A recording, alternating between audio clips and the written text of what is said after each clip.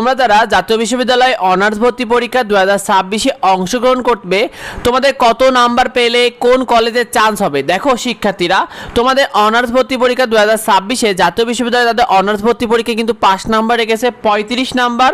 অর্থাৎ তোমার যদি ভর্তি পরীক্ষায় 35 নাম্বার তুমি না পাও তাহলে কিন্তু ফেল হিসেবে গণ্য হবে, তোমার জিপিএ নাম্বার যতই থাকুক। আর 35 না পেলে কিন্তু তোমার চান্স হওয়ার কোনো সুযোগই থাকবে না। তো এক্ষেত্রে অনার্স ভর্তি পরীক্ষায় কত মার্ক পেলে আসলে কোন কলেজে চান্স পাবে। দেখো তোমার যদি বিভাগীয় পর্যায়ে খুব ভালো নামকরা কলেজগুলো রয়েছে বিভাগীয় পর্যায়ে, সেই সকল নামকরা কলেজগুলোতে তুমি যদি আবেদন করে থাকো সেক্ষেত্রে তুমি টার্গেট রাখো তোমাকে 54 থেকে তুমি যদি 57 নাম্বার ক্যারি করতে পারো, অর্থাৎ ভর্তি পরীক্ষায় রাখতে পারো, তাহলে তুমি ইনশাআল্লাহ আশা রাখো যে তোমার পছন্দের কলেজে তুমি ভালো সাবজেক্টে পেয়ে যাবে। তোমার যদি জেলা পর্যায়ে যে সকল সরকারি কলেজগুলো রয়েছে বা বেশ ভালো ভালো যে কলেজগুলো রয়েছে জেলা পর্যায়ে, এখানে তুমি 50 থেকে 54 নাম্বার পর্যন্ত টার্গেট রাখো, তোমার আশা করা যায় তুমি অনেক ভালো একটা সাবজেক্ট পেয়ে যাবে। এবং উপজেলা পর্যায়ে যে সকল কলেজগুলো রয়েছে এখানে তুমি 40 থেকে 50 নাম্বার টার্গেট করে রাখো শিক্ষার্থীরা।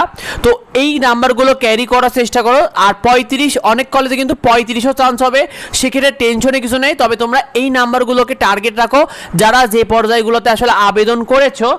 আর তোমাদেরকে জানিয়ে দিই, কলেজ অনুযায়ী কিন্তু তোমাদের কাটমার্কটা নির্ধারণ করা হবে এবং সেই অনুযায়ী তুমি কিন্তু সাবজেক্ট পাবে, কারণ এক এক কলেজে কাটমার্ক এক একটা হবে। কারণ তোমরা যেহেতু একটা কলেজই চয়েস দেওয়ার সুযোগ পেয়েছো, সেক্ষেত্রে তোমাদের কিন্তু এক এক কলেজে কাটমার্কটা এক এক রকম হবে। এক্ষেত্রে দেখা যাবে যে বিভিন্ন জেলা বা উপজেলা কলেজগুলোতে একটু কম বেশি নাম্বারে চান্স হবে, তবে সেগুলো নিয়ে আপডেট থাকবে। তবে তুমি ওই নাম্বারগুলোকে ফোকাস করে পড়তে থাকো। আর তোমরা কিন্তু জানো না, গত বছরে কিন্তু প্রায় আসন ফাঁকা ছিল 86,375টি, যার মূল কারণ ছিল কিন্তু তারা ভর্তি পরীক্ষায় 35-এরও কম নাম্বার পেয়েছিল, যার কারণে সুযোগ পায়নি। তো তোমরা অন্তত পক্ষে 35 কিন্তু টার্গেট রাখবেই, কারণ 35 না হলে কিন্তু কোনো চান্স থাকবে না। সুতরাং অবশ্যই কয়েকদিনটা ভালো করে পড়তে থাকো। আর আমাদের এইডুবঙ্গ চ্যানেল তুমি নিয়মিত আপডেটগুলো পেয়ে যাবে, সেগুলো পেতে এইডুবঙ্গ ইউটিউব চ্যানেলকে সাবস্ক্রাইব করে রেখো। এইডুবঙ্গ যে ফেসবুক পেজ রয়েছে এটাকে ফলো দিয়ে রেখো।